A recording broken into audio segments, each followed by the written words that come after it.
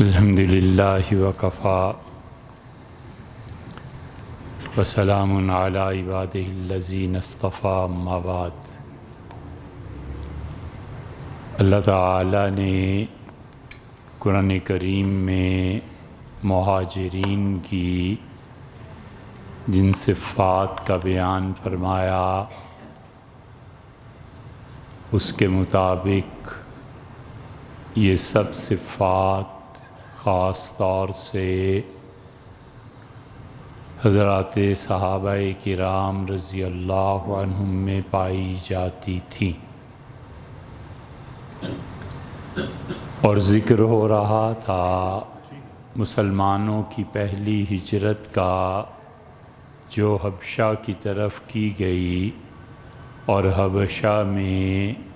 جو وہاں کے حکمران تھے نجاشی، انہوں نے ان مسلمانوں کو جگہ دی۔ بہت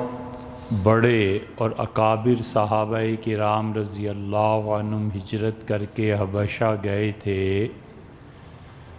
اور جب یہ ہجرت شروع ہوئی تو کفار مکہ کے ذہن میں یہ نہیں تھا کہ یہ مسلمان اپنے دین کے لیے اتنی قربانی بھی دے سکتے ہیں، اور اس کے جو نتائج مرتب ہونے تھے وہ پھر ہوئے، اور ہوا یہ کہ حبشہ یہ لوگ پہنچے ہیں، اور ان میں بڑے بڑے اکابر جیسے عبداللہ ابن مسعود رضی اللہ عنہ، حضرت عثمان رضی اللہ عنہ، ان کی اہلیہ وغیرہ وغیرہ، حضرت طلحہ رضی اللہ عنہ، یہ سب بڑے بڑے لوگ مکہ سے نکل گئے، اور یہ ہجرت مسلسل ہوتی رہی ہے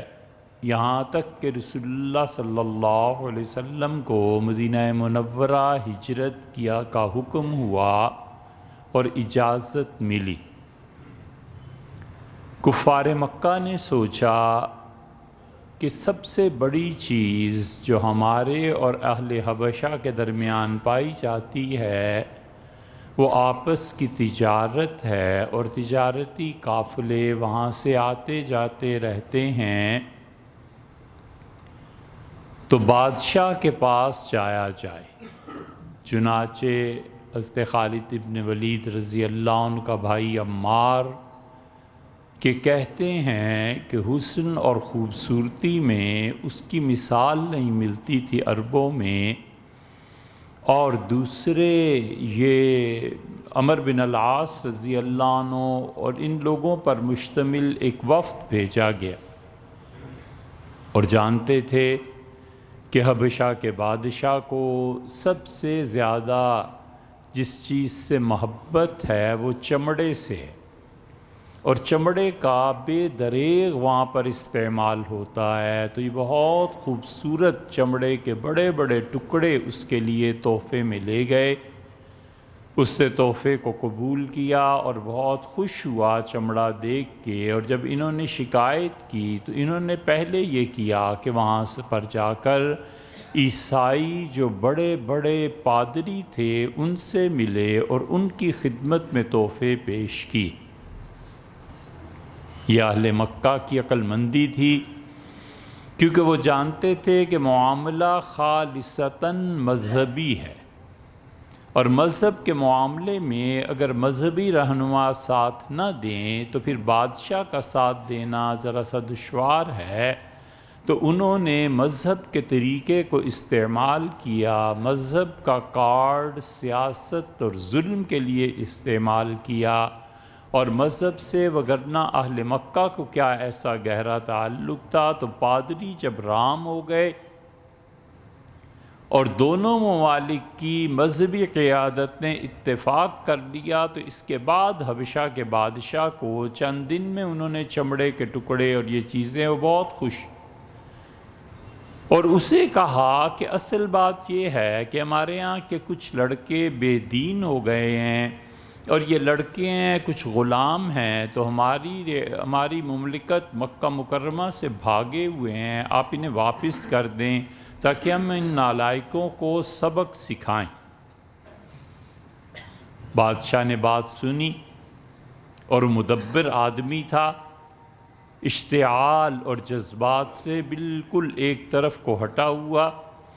اس نے کہا کوئی مسئلہ نہیں، میں انہیں بلاتا ہوں، اور جو باتیں تم کہہ رہے ہو اگر وہ ثابت ہو جائیں تو بالکل ضرور لے جاؤ۔ چنانچہ مسلمانوں کے لیے یہ وقت نہایت سخت گزرے، یہ 2 دن،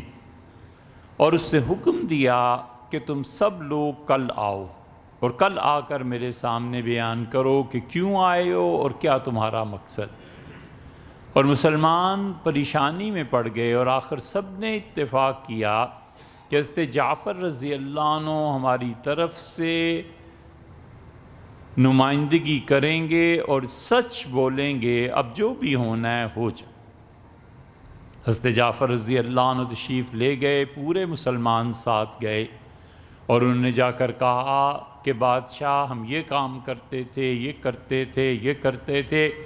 شرک کرتے تھے، شراب پیتے تھے، قطع تعلق کرتے تھے، رشتہ داروں پر ظلم کرتے تھے،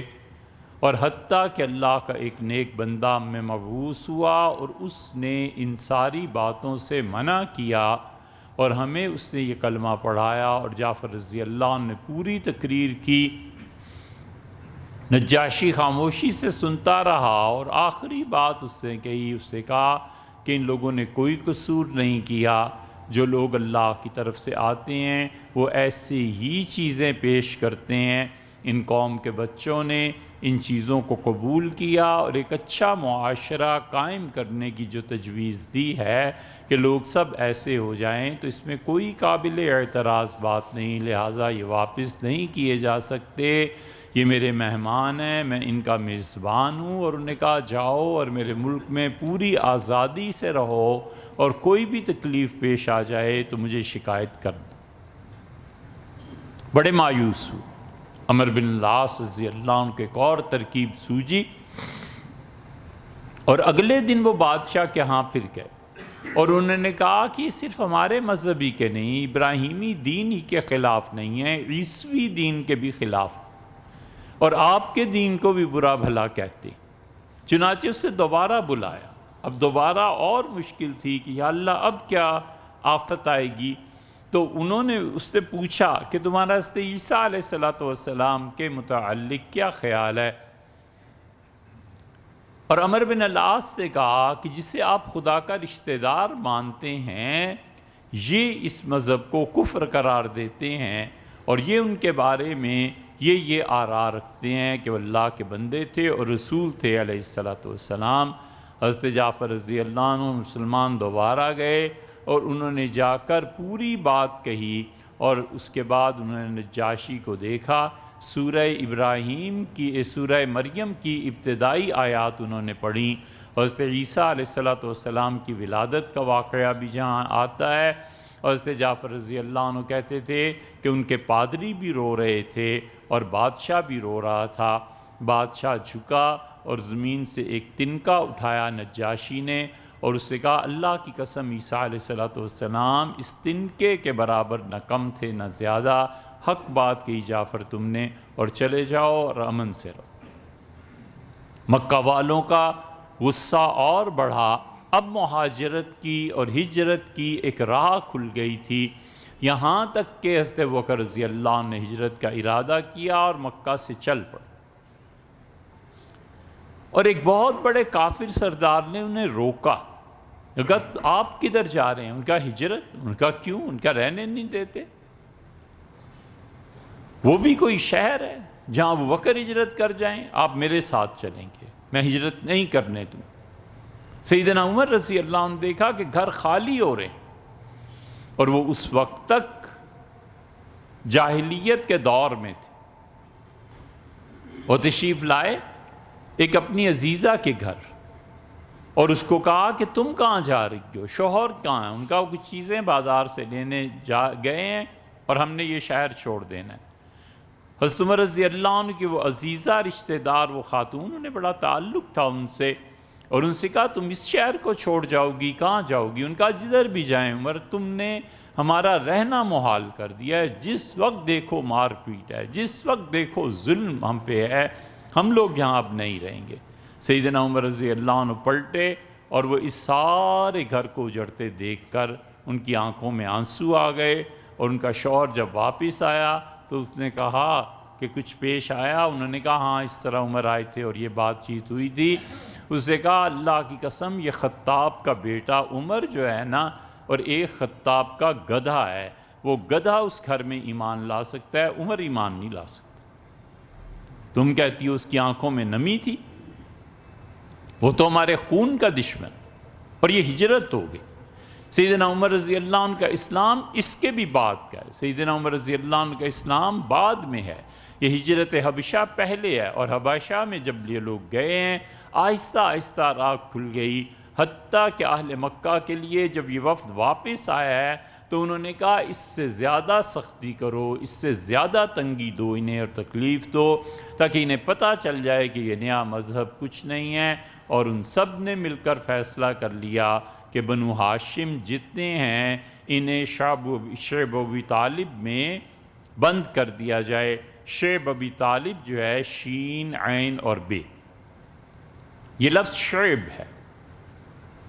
شین کی زیر کے ساتھ اور عین کے سکون کے ساتھ۔ انہوں نے کہا شیب ابی طالب، شیب ابی طالب، ابو طالب کی گھاٹی، پہاڑوں کے درمیان کا وہ حصہ جو ابو طالب کے حصے میں آتا تھا، جو ان کی جدی وراثت تھی،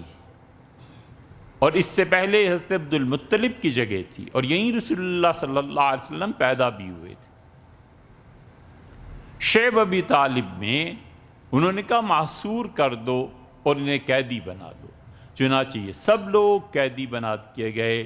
اور حلف اٹھایا بیت اللہ میں سب سرداروں نے آ کے کہ اللہ کی قسم ہم ان سے کوئی معاشرت اور کوئی چیز نہیں رکھیں گے، مکہ کا کوئی تاجر ان کے ہاں تجارت نہیں کرے گا، کھانے پینے کی اشیاء فروخت نہیں کیے جائیں گی، کپڑا لتا فروخت نہیں کیا جائے گا، حتیٰ کہ یہ لوگ اپنی موت مر جائیں، اور یہاں پر یہ ہمارے قیدی ہیں۔ یہ معاملہ اتنا بڑھا کہ رسول اللہ صلی اللہ علیہ وسلم خود فرماتے تھے کہ میری بیوی خدیجہ رضی اللہ عنہ فرمایا کہ چمڑا ابال کر کھانے پہ مجبور ہو گئی،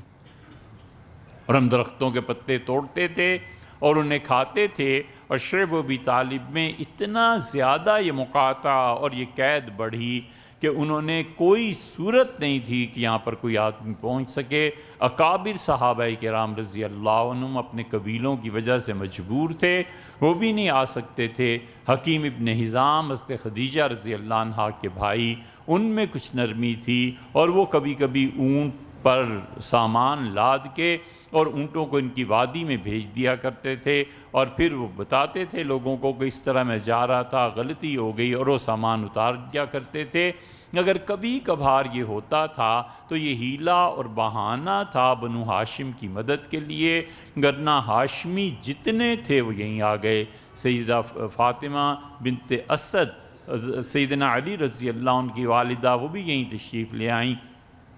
اور ابو طالب کا اسی عرصے میں انتقال ہو گیا۔ پہلے حضرت خدیجہ رضی اللہ عنہ کا انتقال ہوا، وہ رسول اللہ صلی اللہ علیہ وسلم کے لیے بہت بڑا صدمہ تھا، اور 1-1.5 مہینے کے بعد حضرت ابو طالب کا بھی انتقال ہو گیا۔ ابو طالب کے انتقال کے بعد جب یہ قید کا دور ختم ہوا ہے، اور وہ بھی رسول اللہ صلی اللہ علیہ وسلم نے سرداروں سے ملاقات کی، اور آپ نے کہا تم میری حقانیت اور صداقت چاہتے ہو تو جا کے دیکھو جو تم نے معاہدہ لکھا تھا سوائے اللہ کے حرف کے باقی سب دیمک نے چاٹ لیے۔ یہ ایک الگ واقعہ ہے، مگر یہ کہ اس کے بعد شیب ابی طالب ختم ہوگی۔ جب شیب کا یہ قید ختم ہوئی اور رسول اللہ صلی اللہ علیہ وسلم باہر تشریف لائے تو ان کی سختیاں اور بڑھ گئیں، اور وہ سختیاں اس حد تک بڑھیں کہ پہلی مرتبہ رسول اللہ صلی اللہ علیہ وسلم پہ کسی شریر نے مٹی کی ٹوکری اٹھا کر پھینک دی، سر مبارک پہ بھی اور چہرے پہ بھی،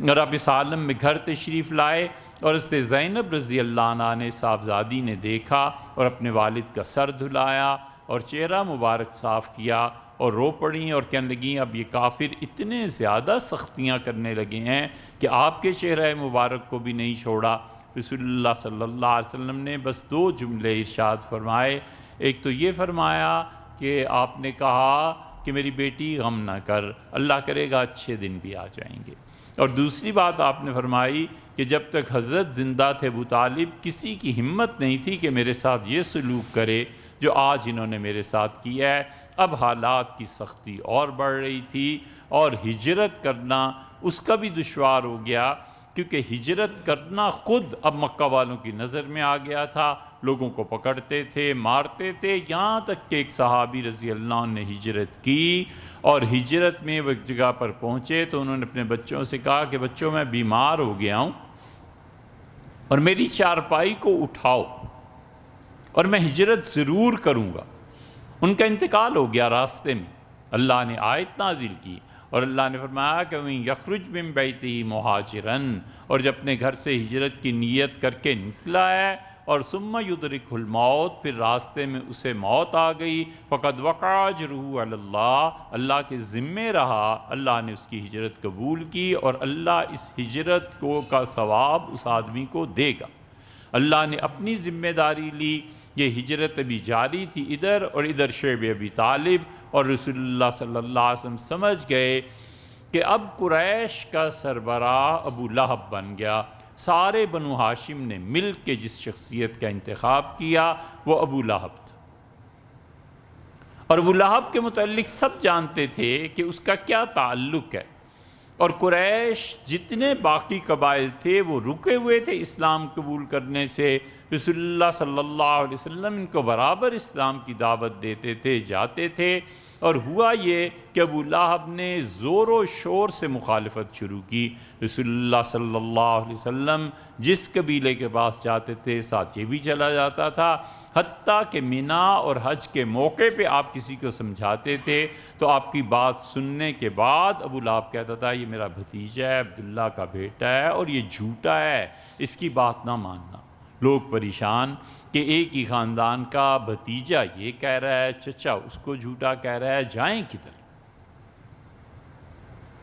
یہ کئی مرتبہ انسان کی عملی زندگی میں پیش آتا ہے اور اس وقت اللہ کے علاوہ کوئی رہنمائی نہیں کر پاتا۔ اسی لیے رسول اللہ صلی اللہ علیہ وسلم ایک چھوٹی سی دعا ہے، جب کسی مسئلے میں یہ پریشانی ہوتی تھی تو بار بار اسے پڑھتے رہتے تھے، اللہم اغفر لی واختر لی، اللہم اغفر لی واختر لی، اللہ میرے لیے صحیح راہ کا انتخاب فرما دے، اللہ مجھے صحیح راہ پر لے چل۔ حتیٰ کہ صحابہ کرام رضی اللہ عنہم جب بازاروں میں جاتے تھے، اب یہ جوتا خریدیں یا وہ خریدیں، یہ کپڑا لیں یا وہ لیں، یہ زیور بنائیں یا یہ زیور، وہ اس دعا کو پڑھتے رہتے تھے کہ اللہم اغفر لی واختر لی، اللہ میرے لیے چناؤ فرما دے، اللہ میرے لیے بہتر چیز کا انتخاب فرما دے۔ پھر جس چیز پہ دل مائل ہوتا تھا، عقل مائل ہوتی تھی، لے لیتے۔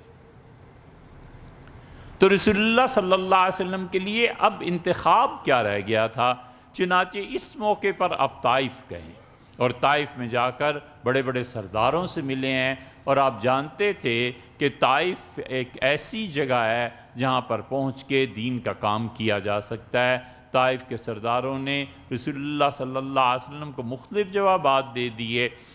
وہاں کے بڑے لوگوں سے آپ کی ملاقات ہوئی، یہ ثقفی قبیلہ تھا، اور اس ثقفی قبیلے میں حجاج ابن یوسف، محمد ابن قاسم وغیرہ وغیرہ یہ سارے لوگ رہے ہیں۔ بنو ثقیف نے سب سے پہلے آپ کی دعوت کو رد کر دیا۔ انہوں نے کہا دیکھو بھئی، جس آدمی کو اس کے خاندان کے افراد نہ مانتے ہوں اور اس کے گھر والے سے جھوٹا کہتے ہوں، ہم کیسے اس پہ اعتبار کر سکتے ہیں؟ آپ تشریف لے جائیے۔ اور جگہ پر گئے رسول اللہ صلی اللہ علیہ وسلم تو انہوں نے کہا اگر تو تم اللہ کے رسول ہو تو تمہارے ساتھ لڑنا اللہ سے لڑنا، اور اگر تم رسول نہیں ہو، جھوٹے نہیں ہو،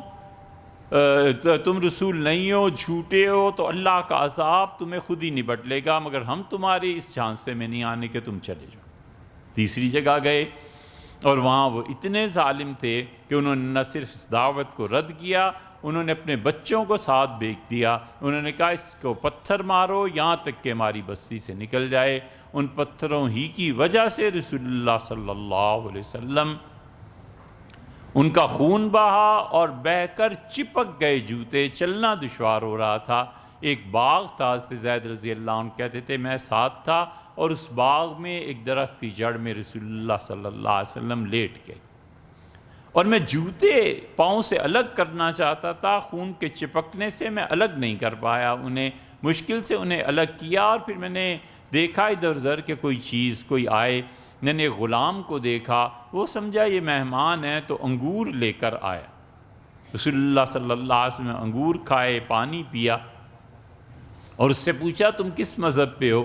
اس نے کہا میں نینوا کے مذہب پہ ہوں. اس نے یونس علیہ السلام آئے تھے, آپ نے کہا میں ان کا بھائی ہوں,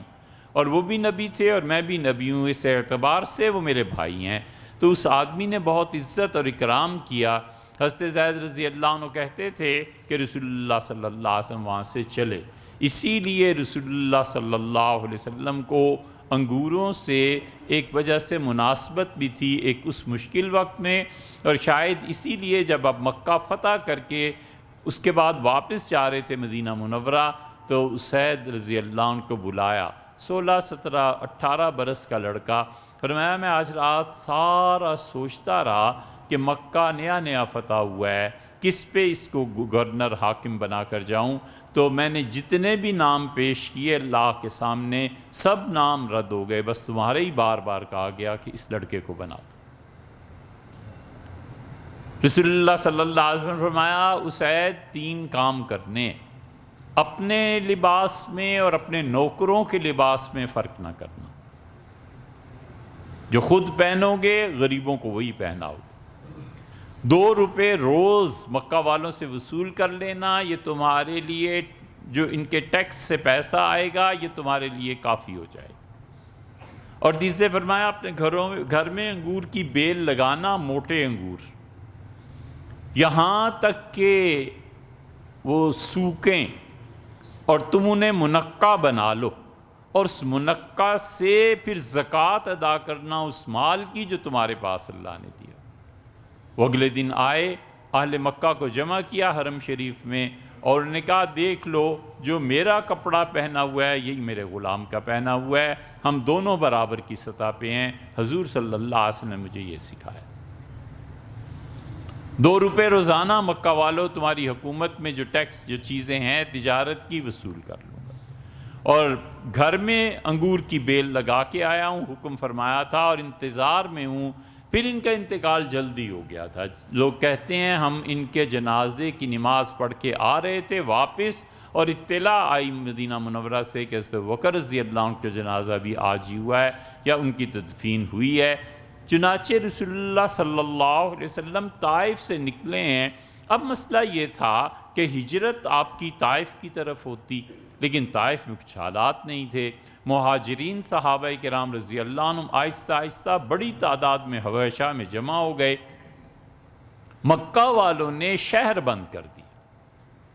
کا کوئی سوال ہی نہیں ہے کہ آپ مکہ میں داخل ہو سکے, چلو اب جہاں مرضی جاؤ. رسول اللہ صلی اللہ علیہ وسلم نے اس کے بعد حضرت مطعم رضی اللہ عنہ کے گھر کو اپنا گھر بنا لیا تھا. مطعم کو پیغام بھیجا اور کہا آپ میرے والد عبداللہ کے ساتھ رہے ہیں, آپ ان کے دوست ہیں, اس اعتبار سے میں آپ کا بھتیجا ہوں, اور مجھے مکہ والوں نے قوم نے نکال دیا ہے, اب میں کہاں جاؤں. تو انہوں نے اپنے بیٹوں کو جمع کیا. رات کا وقت 7 بیٹے, سب کو اسلحہ اور یہ اور وہ سب چیزیں پوری طرح مسلح کر کے چلے گئے, اور رسول اللہ صلی اللہ علیہ وسلم پیچھے تھے. انہوں نے دروازہ کھلوایا مکہ کے شہر کا اپنے لیے, جا کر طواف کیا, اور طواف کے بعد مقام ابراہیم پہ جو بڑی جگہ سمجھی جاتی تھی اعلان کرنے کی, وہ آئے اور ان کا مکہ والوں سن لو میں نے اپنے بھتیجے کو پناہ دی ہے, اس سے کچھ کرنا میرے ساتھ کرنا ہے, اس سے لڑنا میرے ساتھ لڑائی ہے. مکہ والے منتیں کرتے رہ گئے کہ یہ نہ کریں, لیکن انہوں نے پناہ دے دی. رسول اللہ صلی اللہ علیہ وسلم نے لیکن اپنے گھر چھوڑ دیے تھے. گھر آپ کا پھر حضرت مطعم رضی اللہ عنہ حضرت مطعم کے پاس چلا گیا تھا. ان کے بیٹے مسلمان ہو گئے تھے, یہ نہیں ہوئے, اور رسول اللہ صلی اللہ علیہ وسلم نے بدر کے قیدیوں کو دیکھ کے پہلا جملہ جو کہا تھا وہ یہی تھا، آپ نے فرمایا وہ میرے والد کے دوست متہم جنہوں نے میری مدد کی تھی زندہ ہوتے اور مجھے صرف ایک بار کہہ دیتے کہ ہؤلاء نتن، اس گندگی کو واپس مکہ میں بھیج دو، میں بھیج دیتا، ان گندے لوگوں کو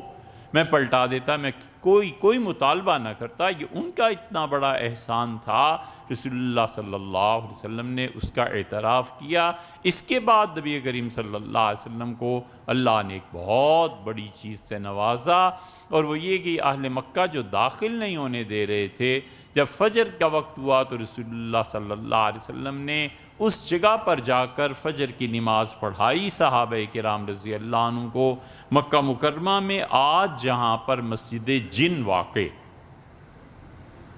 اللہ تعالیٰ نے تسلی دے دی، جب آپ نے سلام پھیرا تو جنات حاضر ہوئے اور انہوں نے کہا کہ ہم پہ یہ پابندیاں لگ گئی تھیں، اور ہمارے سرداروں نے مشورہ کیا اور انہوں نے کہا اس کائنات میں تبدیلی کیا آئی ہے،